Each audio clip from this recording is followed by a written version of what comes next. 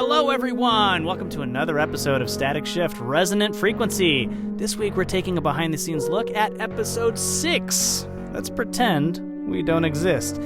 I'm your host, Rob Sogamoni, and I'm a voice actor and a founding member of Articulate Studios, and I'm located in the San Francisco Bay Area. Today, I am joined by my fellow founding members, Aaron Sikowski, Jennifer Kellums, and we have two of our roster members, Hannah Scribner, who you might know as Lizzie from My Friend Sally, and Tabitha Rickard, who is also known as Sister Margaret from My Friend Sally. All of us are in this episode as well, and I've introduced myself just a little bit, voice actor located in the San Francisco Bay Area. Let's shift it over to Aaron. Why don't you introduce yourself just really quickly for anybody who doesn't know who you are? All right, I am Aaron Sikowski. You can find me just south of the Ocala National Forest of sunny Florida.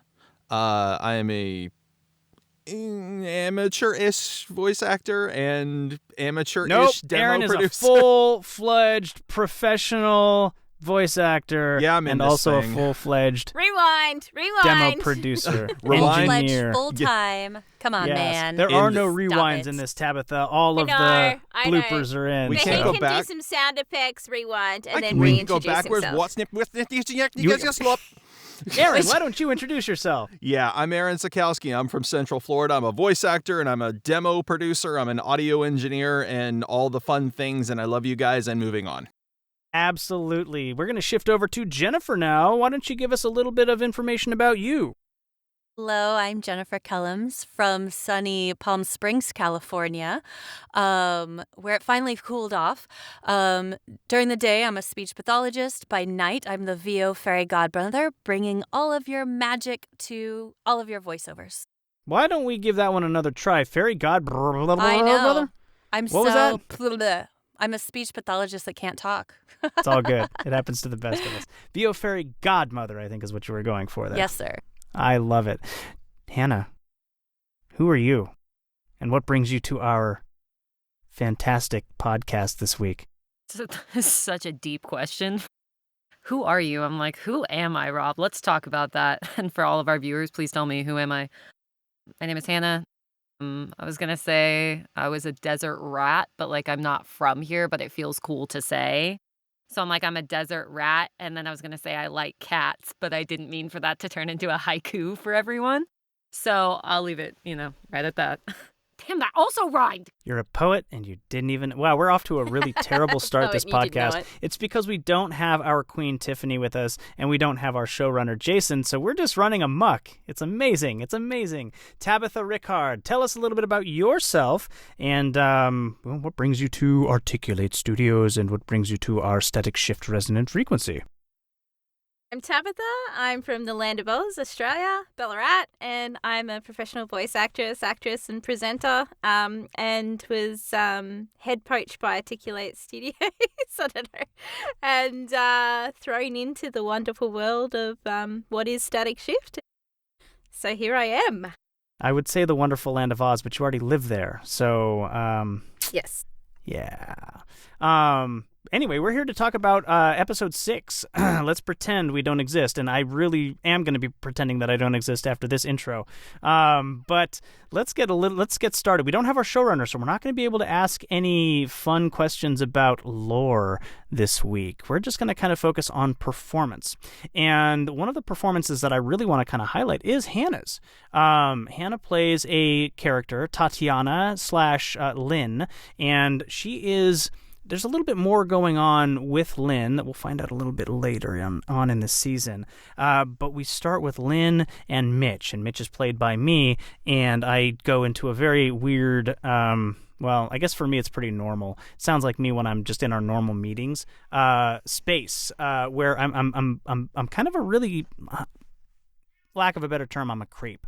Hannah, how was it? Shut up, Rob. You're not actually. No, in this episode, anyway, how was it acting opposite me? Because we recorded this together with Jason, and we actually, I think, did 3 takes on this one, or two or three takes on this one. What was it like? I think 2 or 3. I mean, it's always different when you work with someone that you trust really well and that you know that you've performed with, because you naturally have I feel like I'm going to be using this Gen Z term wrong, but you've got like the charisma, the riz, right? Like you have chemistry. For sure. Oh, And you dang. have a type of chemistry. There's a, whoa.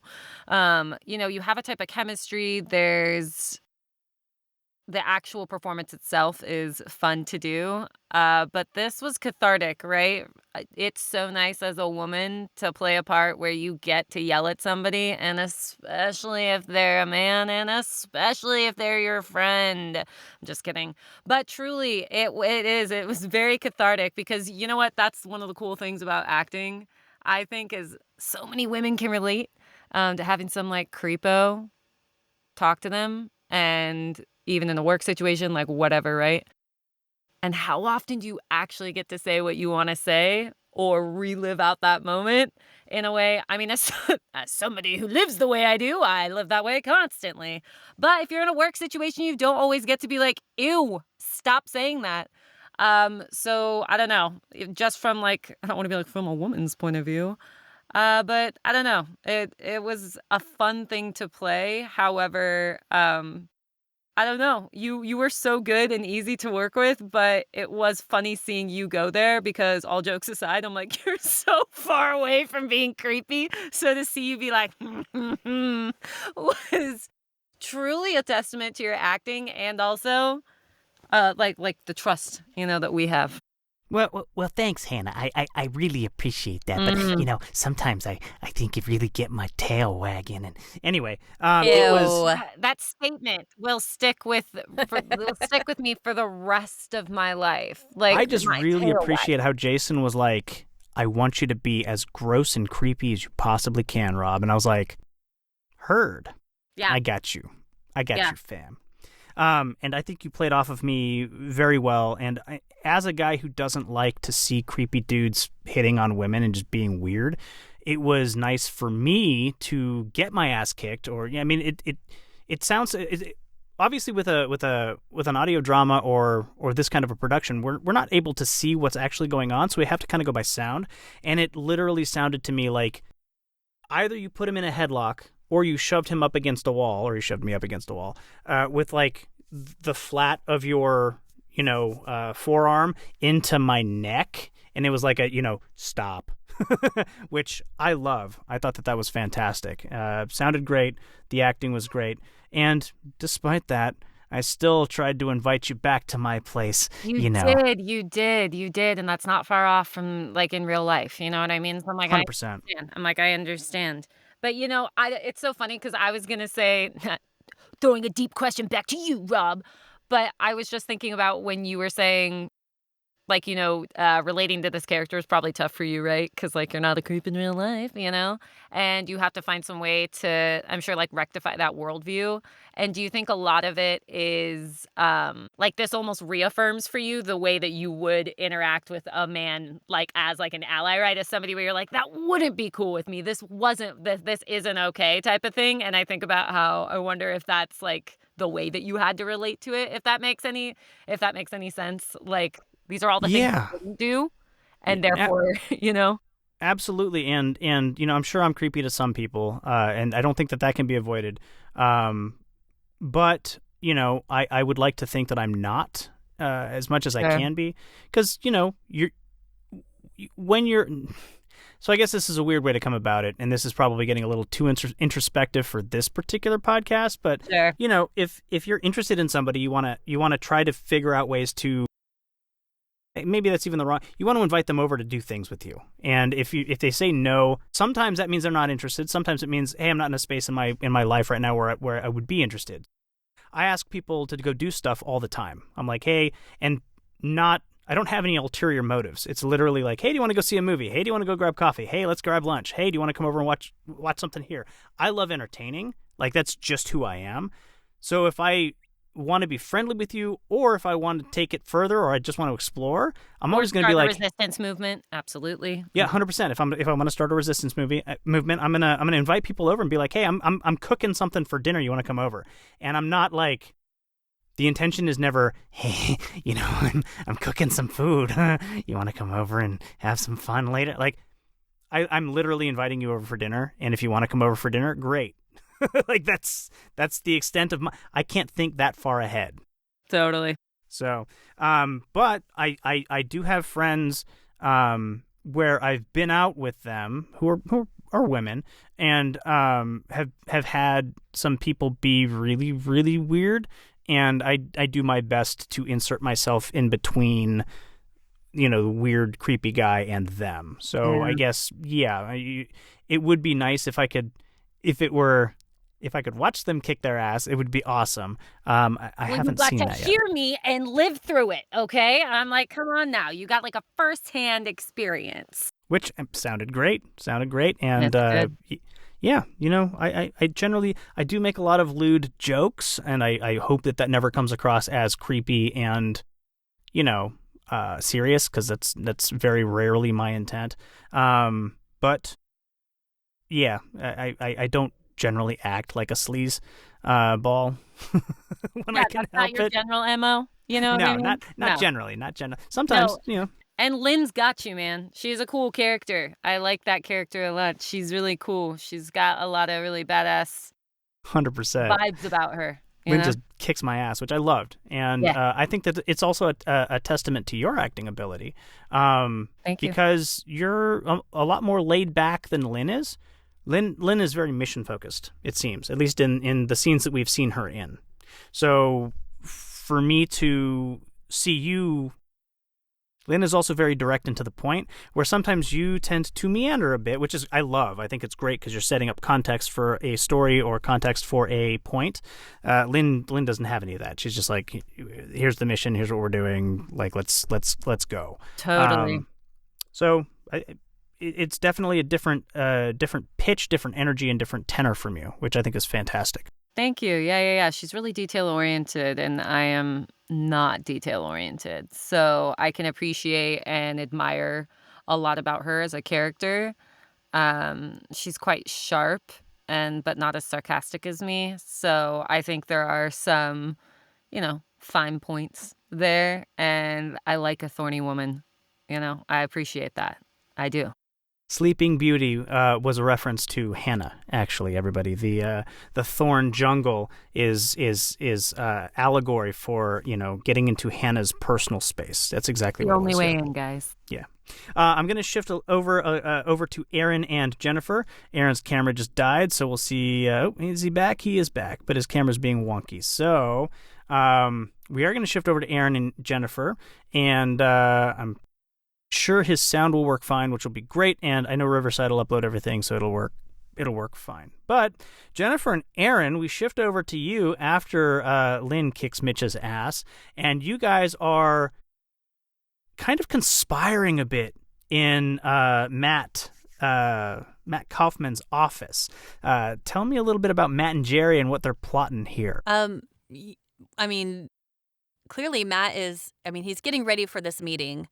And he's got to have his backup. He's got to have his wing girl, me, and he's not going to go in by himself. He's got the fire and the muscle ready if he needs it. So got your back, bro.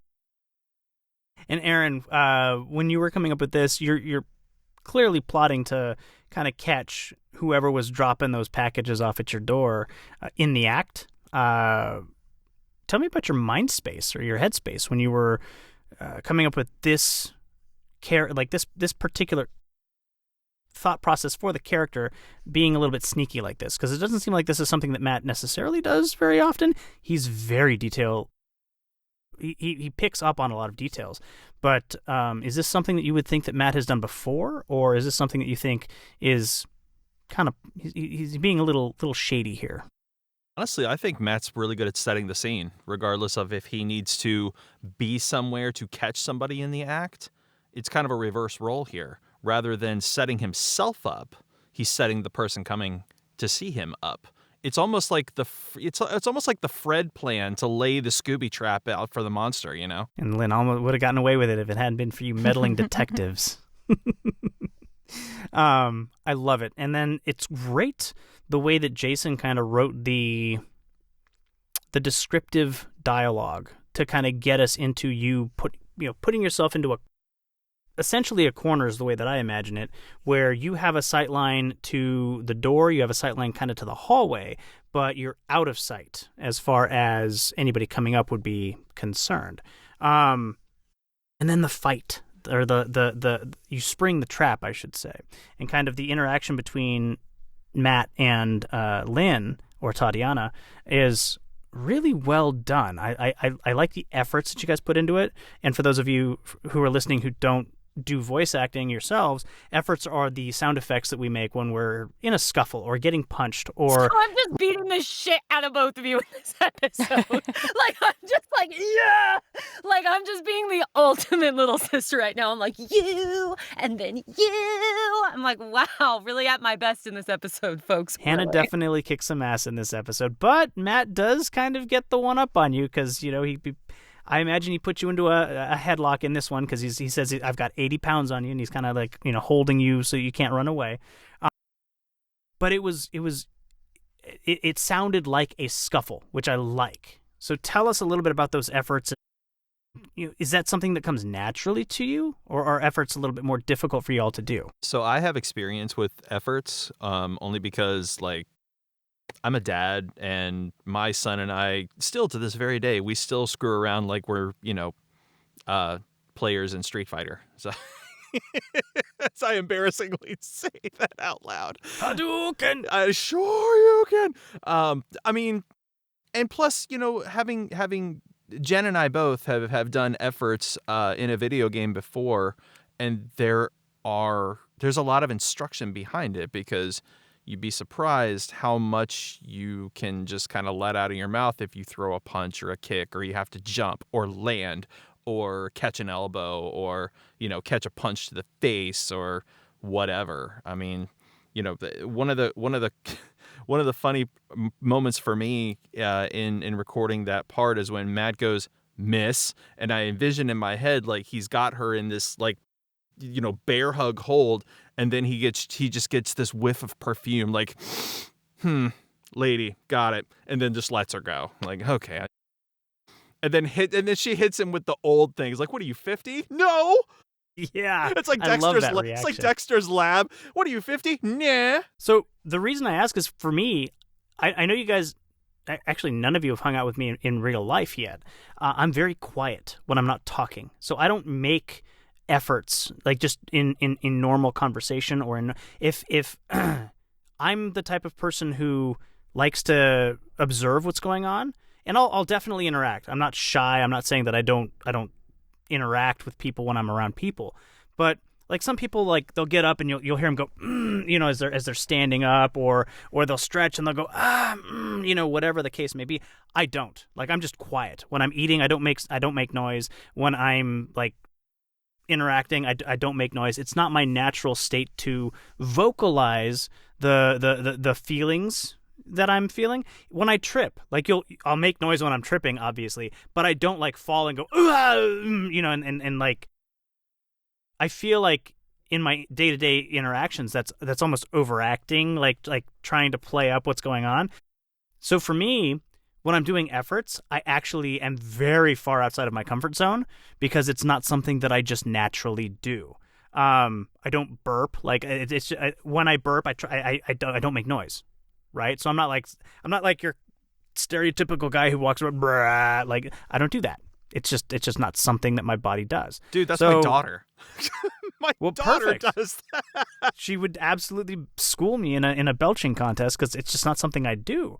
I'm one of those people who like eats with their fork and knife and like puts it in and doesn't use their teeth so it doesn't make the scraping sound. Like, I'm just a quiet person, and it actually ends up scaring some people, because I will walk up behind you, you won't know that I'm there, and you'll turn around, I'll just be there, and you'll be like, ah, and that happens all the freaking time. People call me a ninja in real life. You're the VO Ninja, bro. That's your new brand. You are VO Ninja. No, because I want people to hear me. But what I'm saying is, I loved the efforts, and I'm super impressed by them, because it's not something that comes natural to me. So I love that you guys did that. And it was very, like I said, I say that you put her into a headlock, but bear hug is definitely a better description of it, because she was still able to talk. It wasn't like you were choking her out like it sounds like she's doing to Mitch at the beginning. But Hannah, Aaron told a little bit about his experience with efforts. Is that something that comes natural to you? What was that like? It comes natural to her. She'd be doing sound effects all day long. 100%. or cat sounds. I could think of is you being like, real life.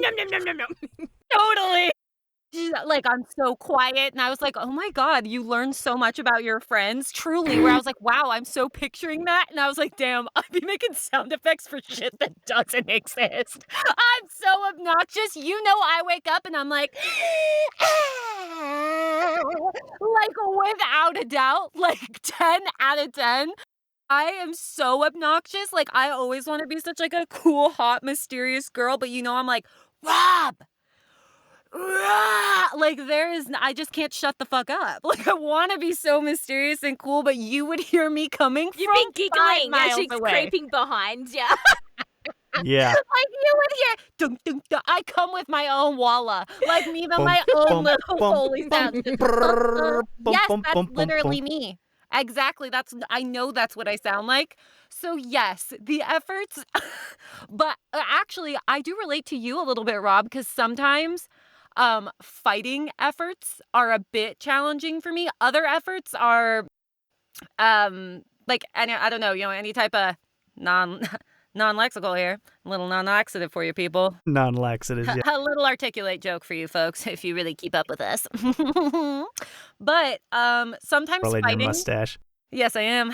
Sometimes fighting is a little tougher, but I would say, yeah, Tab got me on the money for there. I'm like, for the most part, yeah, that does come easy. I go run like fucking Patrick Bateman, like silent. I like that bung up No. car that's like got lots of different colours because like different coloured doors that just like makes all sorts of weird sounds as it comes chugging along. That's not me. But I will randomly break into song. Like and we were just talking about this actually, I think before. So you've got a doof system in that Tesla. Right, 100%. And it's motion activated. So if I'm with people and there's a song that's relevant to whatever we're talking about, I will absolutely I break into song on Zoom. I'll be like, whatever, Journey, and I'll start singing Don't Stop Believing or whatever. And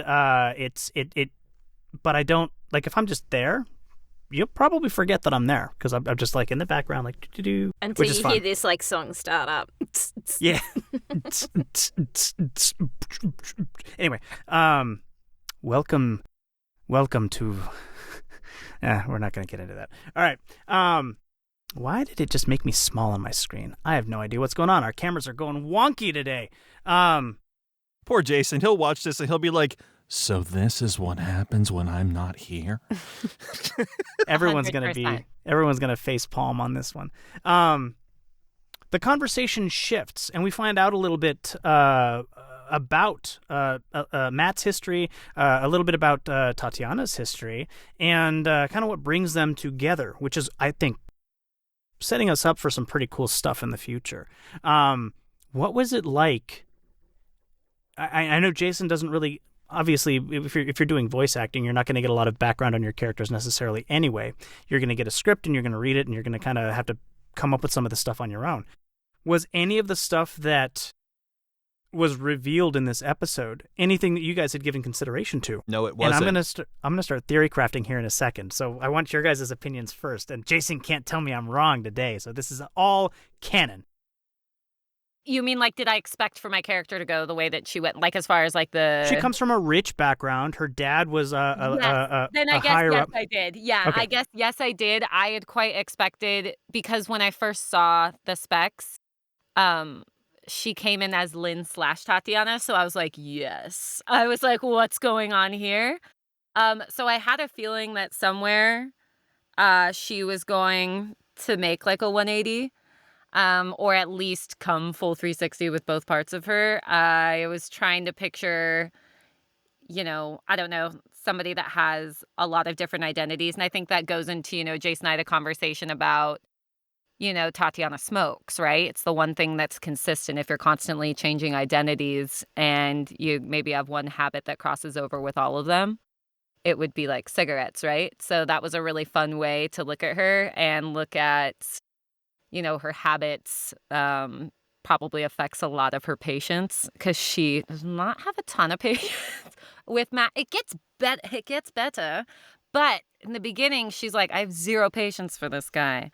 But yeah, she was fun. I did see, interestingly enough, I'm like on the other half of that coin. Aaron said no, and I'm like, I said yes. I did see her going there, but only because I could see it in her name, if that makes sense. That does make sense. Aaron, tell me a little bit more about No. We find out that, you had this relationship with McCracken, which we kind of got in episode 3, but not to this detail, where you never really were friends, and then some shady stuff started happening, and then all of a sudden you get put on this case, and then they fabricate a bunch of stuff and get you kicked off the force. So what were you thinking? What direction did you kind of feel that Matt was going before you got to this episode, where we get a little bit more of that kind of concrete backstory? So to be perfectly honest, I did not give it thought. I didn't. One of the things that I enjoy about reading a script is being surprised. What I enjoyed about this particular role here is that Matt's backstory, as I was reading the script, was unfolding in real time. So as I am reading about Matt, going through these papers and finding out that he was set up, it was genuinely upsetting me at that moment, and I could play into that. That element of instant surprise gave me the ability to be like, are you kidding me right now? No. Why would you do this? Jason, why? So it worked. I took a risk and it paid off. No, I mean, I love it because it sounds like Matt's genuinely surprised at how much was fabricated. Oh, he's furious. Yeah. Oh, he's furious.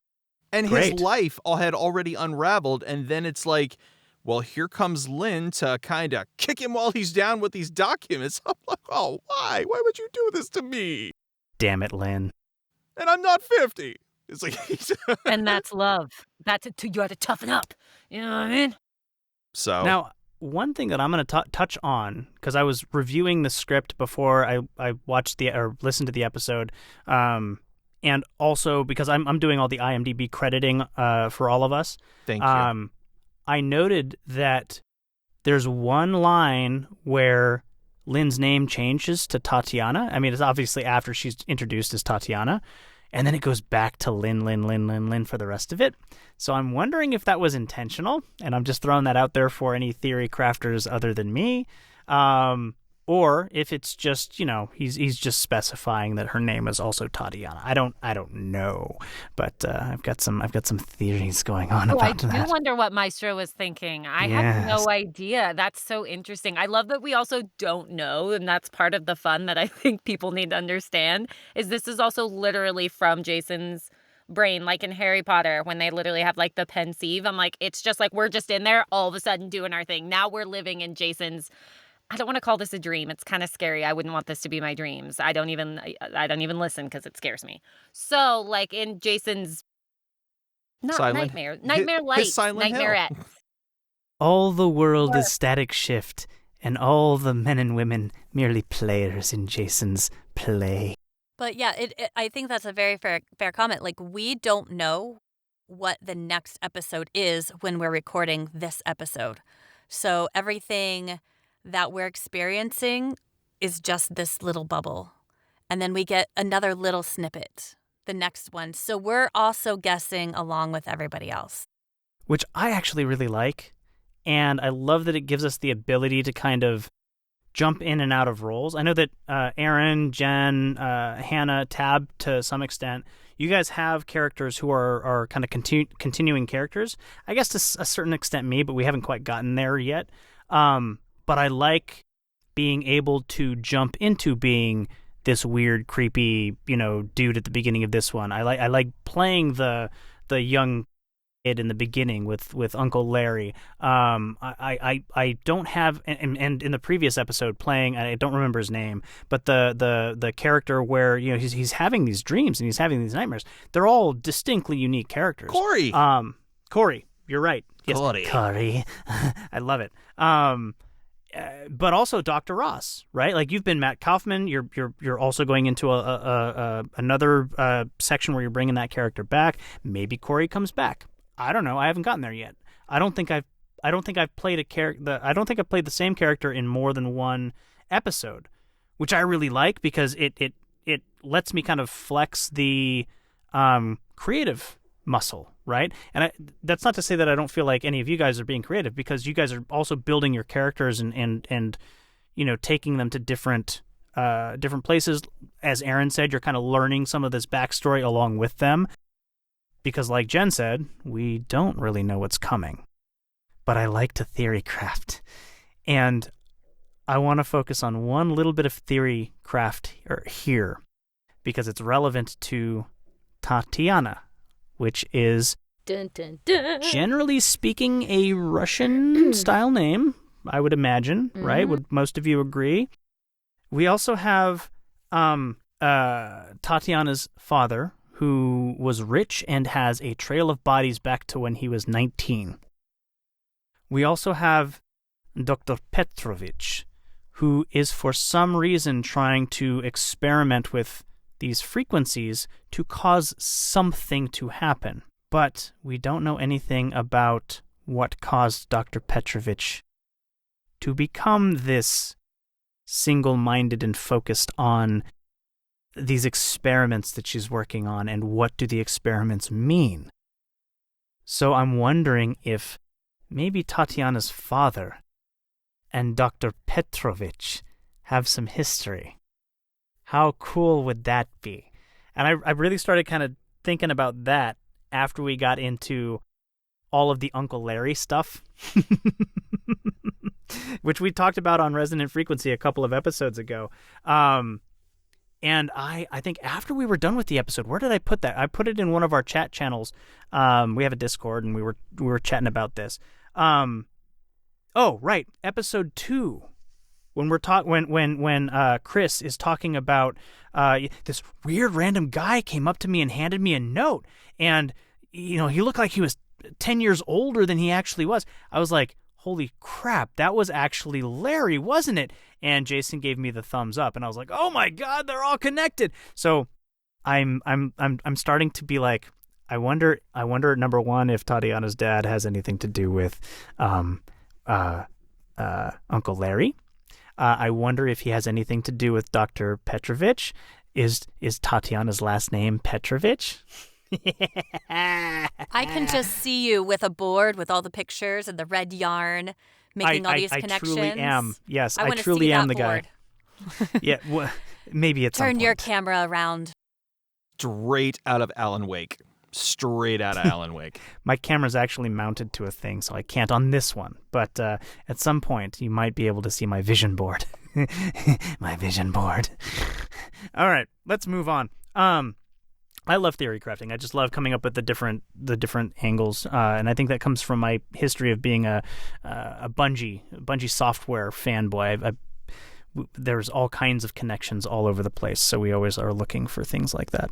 That's so true. And I'm sorry to jump in, but that leads me to Tab's character, because she's actually one of my favorite characters, because I had no idea until I think I was listening in on the back half of that, until I was like, who is this? And the fact that this character, I guess when I first heard the researcher, I was like, are you consenting to doing this with Dr. Petrovich? Does that make sense? You are, but also are the wheels turning? I don't know. I feel like just in such a short little vignette of a scene, I feel like Tab brought so much realism of what it would feel like to be in you always see a person that is working in the sci-fi movie that's always like, I don't know if what I'm doing is ethical. Well, I'm starting to question my ethics or whatever. And there was just so much tension in the 6 or 7 lines that I was like, who is this character? 6, and 7. what's happening? Sorry. Oh no! Oh, you did it!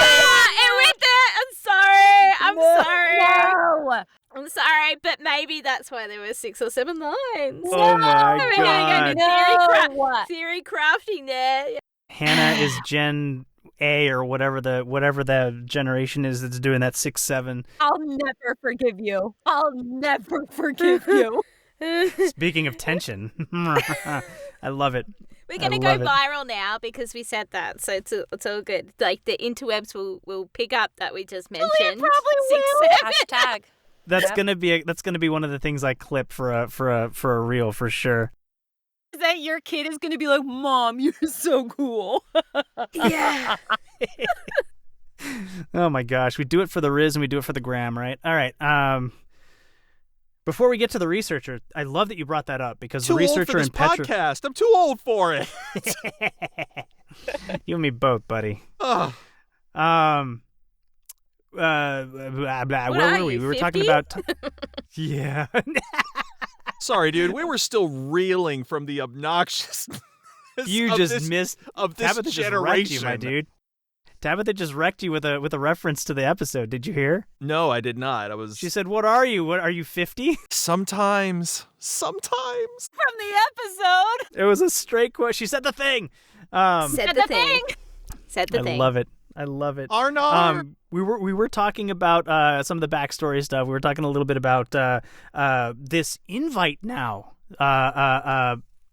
Tatiana/Lynn invites Matt to join with the group that she's with, which we don't have any idea of at the moment, which is interesting because, number one, we find out that Lynn is the voice on the phone, or was the voice on the phone who called Matt initially.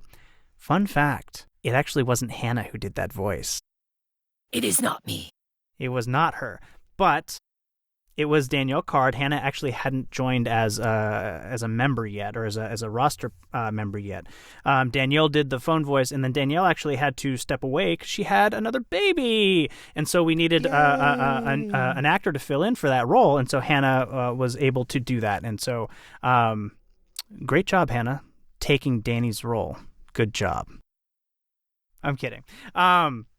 Now but she's honestly, back with the God, I'm babies. such a good character. Beating the shit out of you guys, taking Danny's stuff. I'm like, wow, just a really winner over here, guys.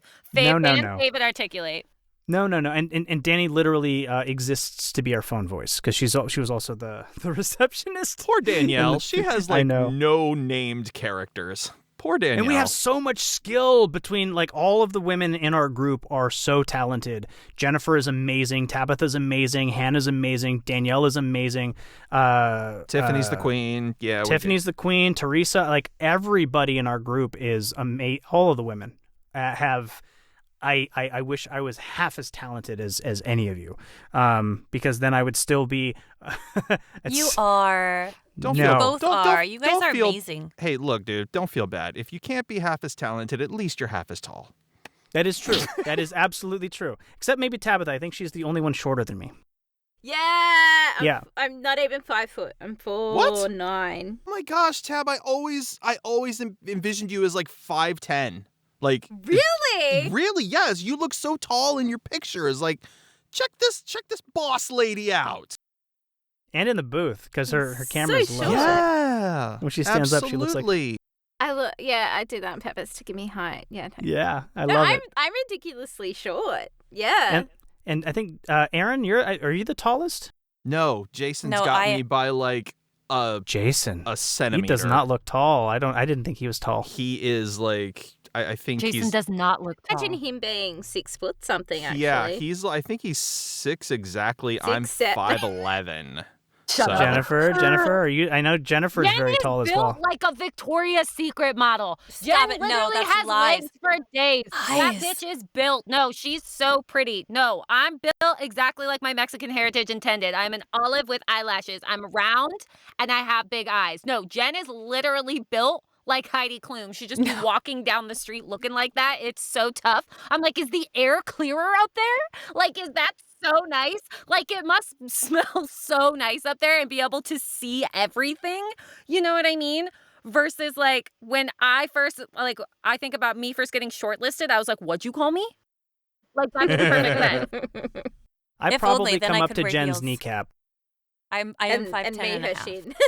5'10" Okay, and a half. so Okay. Jen stands just about eye to eye with me. Yeah, that's insane. I come up to your guys' like chest. Like that's I'm 5'5". My If God. I'm wearing shoes. Jen, If you I'm would not make an wearing shoes- insane dancing partner. I said Jen would make an insane dancing partner. I With know. me? Plus, Hey, No, I yeah, with wear me. heels. Yeah, hey, with me. She's at like boob Oh, yeah. level. It's awesome. It's literally great. She's right at boob level. I'm always like, yeah, you wish you were me. I'm like, yeah. No, going out with her is perfect. They're the best friends, though, especially when you're sad, 'cause you have an instant built cushion Yes, pillow. Yeah, to hug and cry on. Yeah. that is true. That is true. Can't with y'all. I usually fist bump women who are taller. No, I'm kidding. I'm totally kidding. That's a joke. No. I can wear some platforms when I catch up with you and might reach your height, Rob. You might. Where were we? We were talking about. Oh my God, this episode's off the rails. No, it's okay. So we more were. so than normal. No, Jason's never gonna let us record again. Random It side wa- quest. For real. Gosh. No, Never. you were a Tabitha's character. And we, her. we were talking about the organization that Hannah is inviting you to. Yes. Inviting Matt Kaufman to. So sorry about that. We Side quest. never leave me in charge of anything. Why am I in charge of everything? But yeah, this organization is great and kind of like Lynn asking Matt about like, well, there might be a little bit of an not an initiation, but like, can you offer something of value to really kind of prove that you belong with our group? And then Matt being like, I thought ahead, and it's something that Jerry did, and Jerry even asks her in that episode. She's like, well, why do we need a microphone? Like, we're not doing anything with the microphone. They just want pictures. And he's like, bring it anyway. I love that foresight for Matt, which just it kind of reinforces how detail oriented. I know Lynn is detail oriented, but this is like Matt takes it to another level. And I'm actually curious how much of that comes from him having been screwed in the past. Oh, right? Matt is a pissed off PI with a purpose. Absolutely. It's ridiculous. Which Now- is and Hannah was doing some gang signs Oh. down That's a there. great alliteration. Pissed off PI purpose. I'm Absol- like, yeah, And pissed what's- off PI purpose. P. And what's crazy is like Matt and Jer's banter is so counter to what I'm really hoping for. Because if we're using young people's terminology here, I ship Matt and Jer so hard. Nice. I'm just Aw. waiting for the day where I'm hoping in episode 10 it all goes to absolute shit and he just looks at her and says, if we get out of this alive, do we just want to get married and buy the cabin? And she just Yeah. reaches her hand out and says, I will. And then You're here such we a go. hopeless romantic. Oh I my love it. God, I ship those two so much. You guys are both probably gonna die, but I love Stop that. I we can have see at what's least happening. 2 more What? seasons. And they don't have a clue. No, that's what we They'll should. fall in love, and here's the bottom line. Anyway, That's what we stop. should. No, we should record an alternate ending, a non-canonical alternate ending that'll just be like all of the. Oh, it's so nice how that ended. I Somewhere actually Jason did. right now is like, No, I did actually ask Jason that when we were talking in our chats, You did. and you were like, and he was like, and I was like, no, we could have like multiple endends. I feel like Yeah. this is Man, the way I Static can't- Shifts ends. Is I- did it go this way? Did it go this? Choose your own adventure. I really hope Mitch gets to wag his tail at some point. Ew. Prevert. Ew. no. I don't have a Danielle here to yell at me anymore. So Robert. I'm Yeah, loose. we are. I do have Aaron.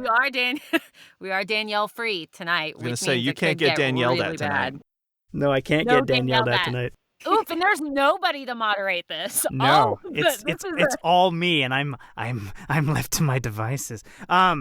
Let's move Danger, on. danger. We kind of end their scene there, where he says, "Hey, I've got this recording of Petrovich and everybody talking at this party," and Tatiana's like, that might work. Let's see where that goes. And I do think we will see where that goes, which is stay And my tuned. favourite line, poke poke. That's Poke. Hope. Yeah. Oh. favourite line in the whole series so far. That's a good line. Yeah, your sass that came out in this hand. I'm like, oh yeah, Mm. I know that girl. Yeah, Very well done. is yeah. We shift again. This is another shift. I keep using shift because static shift. Into kind of the epilogue of this episode is what I'll call it. And it is a researcher, wonderfully played by Tabitha Ricard, which, again, I love how Hannah was saying, we don't really know if she is completely on board? Like, is she completely bought into this idea of what Dr. Petrovich is doing, or is she kind of one of those just kind of starting to catch on? And Want to know? I also have to go, guys. I love you. However, though, that's how I want to know. Like, that's my biggest question. So I'm going to be literally listening to this for the answers that Tab's about to give right now. I love it. See ya, Hannah. Or will there be answers? There will be no answer. No, There I'm will kidding. be no answers. Also be If you have revealed. answers, feel free. Yeah. All will be revealed right now. Oh, right now. A little We're bit. we have Jason's entire script. We hacked his computer. But Tabitha, I love that. I love the kind of what's the word? I can't tell. I can't. The researcheriness in my The acting. researcheriness, but the oh my god, what is it? It's where you can't tell what somebody's actually thinking, and I Confusion whatever. and hesitation. You guys know what I mean? Hesitation a little bit, but Concern. talk about your It was character, Tabitha. I'll think of something. It was concern because she was like, "Doctor, are you all right?" And she was like, "We do not have time for this now." I'm like, "Oh, okay, cool." Yeah, but you can't pin where Tabitha stands. That's what I liked about it. Like, And at it's- this point, I think that's where he wants people to be at. Yeah. which is fantastic. Yeah. So at this point in time, I'm invested in the project. However, I'm noticing some things. Oh, are you theory crafting as well, Tab? I'm theory crafting. No. At least have another episode that I'm aware of, so I know how the progression's starting to sort of go. But Play out, yeah. yeah. So, but yeah, we had a conversation a little bit where he gave me a bit more information about the character and things like that. So that helped a little bit because I'm like, oh, like, am I intern? Am I, this or that? And no, she's very much a professional researcher. She's working, very invested in what she's doing. But things you sort of could tell from the short dialogue that happens that her brain's starting to tick away. Yeah, which is great, as all of our brains start to tick away. And I think that scene really kind of sets up the hook for the next episode. I'm very excited to see what happens in episode 7. I know several of us have recorded for episode 7, but we haven't heard the episode yet. So, and we're actually starting to get to the point where we are recording separately a little bit, where there are multiple scenes in these episodes, where in this case, like, Matt and Jerry had a scene, Matt and Lynn had a scene, Lynn and Mitch had a scene, the researcher and Dr. Petrovich had a scene, and she we're has not. a name in the next episode. Does she? There we go. Yes. Is it OSCAR? No, I'm kidding. American joke. It's a Oscar Mayer went wiener over my head. joke. Yeah. But that's fantastic that she gets a name. But none of us recorded together for this one. I know some of them were in. Some of us were in the recordings, but if we're not necessarily involved, there's no reason for us to be there to record. So I did not. I don't remember anyway being present for the Dr. Petrovich and researcher scene. I think I was there for some of the Matt and Lynn scene, but I don't think I was there for Matt and Jerry. And I was obviously there getting my ass kicked by Lynn in the first scene, but I don't think that very many other people were there. I think it was just me. I think Tiffany was there. I think Jen might have been there. Yeah, I was there. And maybe Aaron was there, but I don't remember. I remember it. But anyway, it's awesome because we're kind of starting to silo ourselves into these kind of like scene partner groups to do our recordings, which I think is a lot of fun because we don't know what's coming necessarily. We know what we're a part of, but not necessarily what everybody else is a part of. Well, and likewise, if we're not around to hear those other scenes, then when it all comes together, you're like, wait, what? I didn't. Oh, that. Now there's an extra twist that we're just hearing as the episode comes out as well.